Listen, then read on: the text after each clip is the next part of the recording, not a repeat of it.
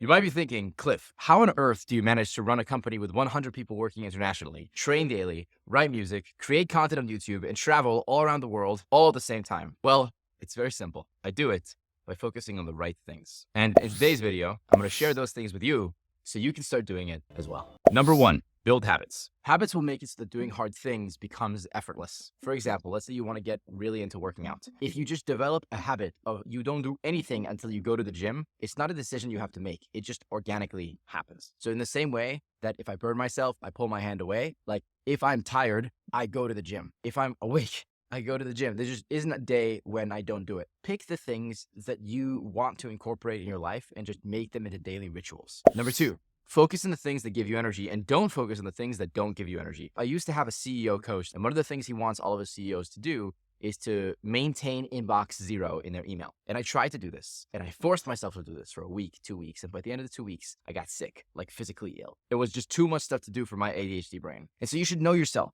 and figure out what are the things that give you energy, uniquely will give you energy, but might not give other people energy. So for example, for me, I can work at like 3 a.m. and be super energized. Like, especially when, for example, I'm writing music, I will go to a coffee shop and I will sit there from like 8 p.m. to 4 a.m. just hacking on stuff and trying to figure out how to make specific lyrics fit together. Some people are not night owls. Some people really get energy from waking up in the morning. So find the thing that works really well for you. Next up, track your happiness. Track it literally on a Google Sheet or on a notes file or anywhere, but 3 times a day, check in with yourself.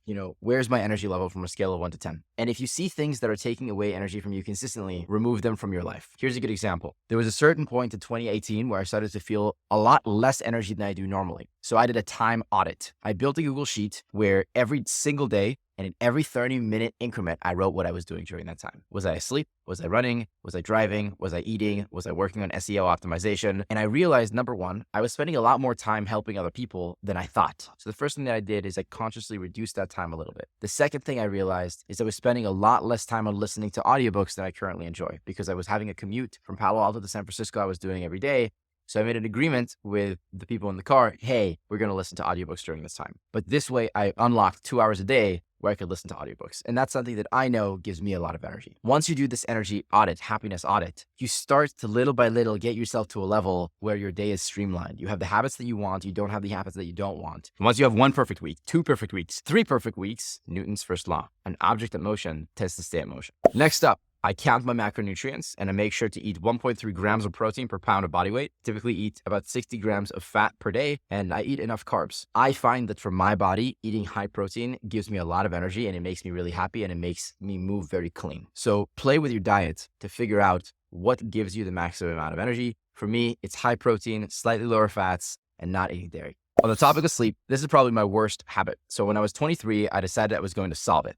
I made it a goal that I would go to sleep by midnight every single day. So what I did is I went to Costco and I bought this big safe. And every night at 11:30 p.m., I would lock my computer inside the safe and I would lock my phone inside of the safe. And I took the key and I put it inside of a time lock box. And so what I would do is I would go to the gym, I'd come back from the gym, I'd lock my laptop, I'd lock my phone, I'd have a shower, I'd make a protein shake, and then I would journal for a little bit, maybe play some music, and then I would go to sleep. And then I went to this trip to Israel with a bunch of other people from the Forbes 30 Under 30 group. And I found that I had way more energy when I slept 5 hours, but was around people I loved and worked out every day than when I was sleeping 8 hours a day. So I decided, hey, at least for this portion of my life, I find that this is not what's the thing that's yielding the most energy. Now, I highly encourage sleeping 8 to 9 hours a day. All the science indicates that it's key to sleep. If you don't do this, you're setting yourself up for Alzheimer's and dementia and a bunch of other diseases when you get older, and you'll get them younger than you otherwise would. So when I don't sleep, I think of it as stealing hours and days from future Cliff. And finally, know yourself.